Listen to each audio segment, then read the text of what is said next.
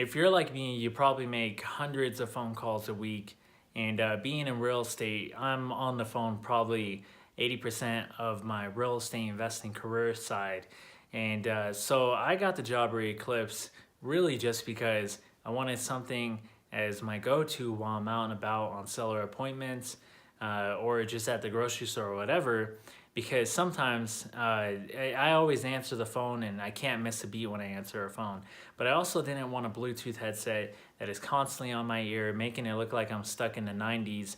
Or I just never like the way that look. I don't know about you, but I can't stand that. It makes it seem like I'm too busy. And so there is some things I dislike about it, but I'll tell you the things I like about it first. First thing about it is how cool it looks and its sleek design and everything. Obviously, it doesn't look that bad at all. It's just very small, and when I am wearing it, when I'm on a call, sometimes people will come up to me and ask me what kind of brand Bluetooth headset is, because obviously it's just hard to notice, especially with the winter time coming up and you have a beanie on and everything. I live in Colorado, so when it gets pretty snowy here, you can just hide it really conveniently.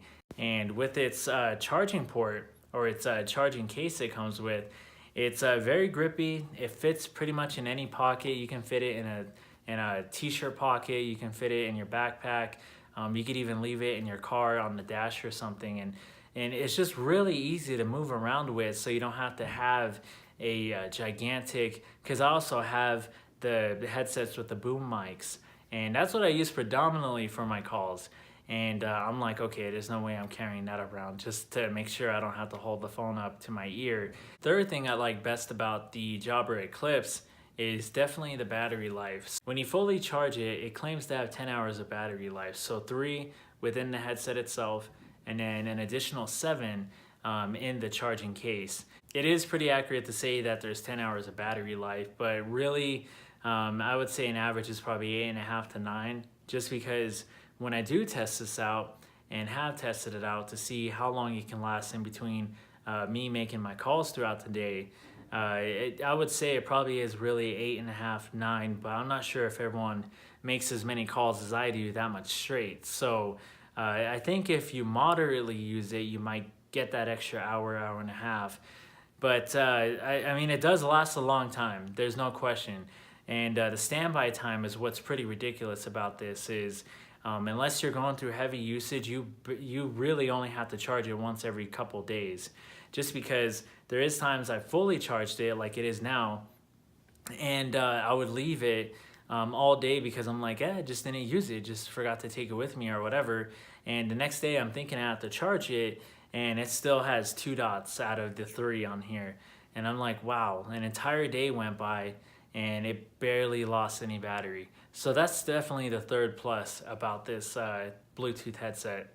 Some things I dislike about it, and this is really just my opinion, and I think it's because I make a ton of calls where I have to sound ultra professional, and I'm assuming most professionals are going to be getting a Bluetooth headset. I mean, I don't really know too many friends that are not in a business where they make a lot of calls just getting a Bluetooth headset for no reason.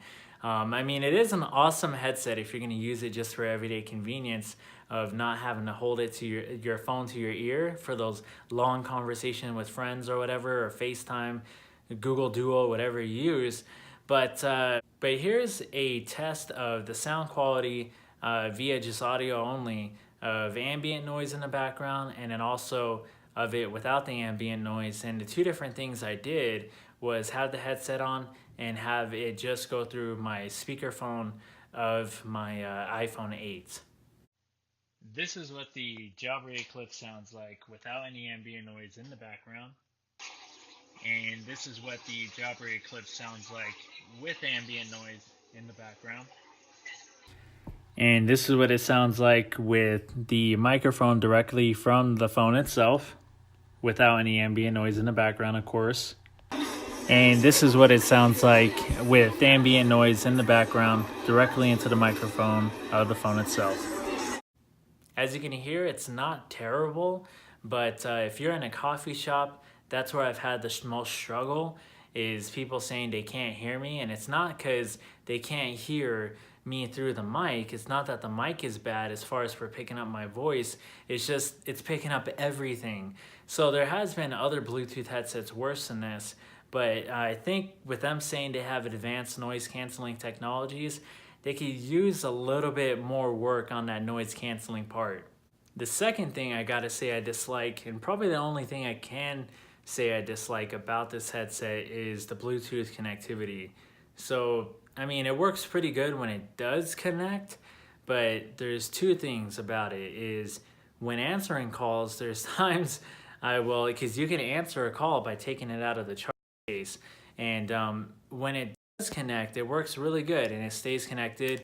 I've rarely run into static problems, or besides the ambient noise problem, anybody being able to hear me when I'm quiet and when I'm at my home in peace and quiet making calls.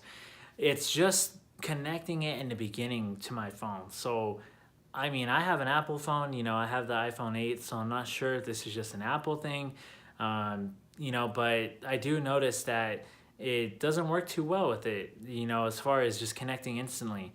I have to tap the Jabra Eclipse from the selection a few times just before it connects, and even if it does say it connects and I go to use it, I have to restart the whole process again. So I just don't know. I can't say for sure if I know it's the phone or if it's this, because I haven't used it with Android. So this is coming from someone using, and this is not really an Apple versus Android debate in this review, but that's something I definitely noticed. So I kind of wish it connected on the spot, just because, well, that's why you try and connect it. You don't want to be fidgeting with it too much. The big question as consumers, though, is really wondering, is this worth, last time I checked, $129 as a daily driver for a Bluetooth headset when you're on the go? And in my opinion, I think you can find better, and I still have other headsets I can test, but from what I've seen with other things and with trying Bluetooth headsets I have, the fact that it's mono and the noise canceling is not the best and Bluetooth connectivity is a problem, I mean, it's good for how long it lasts battery-wise, but I don't know. I think Jabra could have done a better job at the price and with some little tweaks if you're going to be spending that much for a Bluetooth headset. Now, for $129, though I think it's an awesome design and an awesome idea, well, yeah, because it's very convenient. You could wear it discreetly, on your ear, or you can have it in your pocket and no one will know you have it. But I mean, at the end of the day, even though I don't like wearing a headset in front of people like all day, it's really not that big of a deal. I mean, I don't know if people care that much.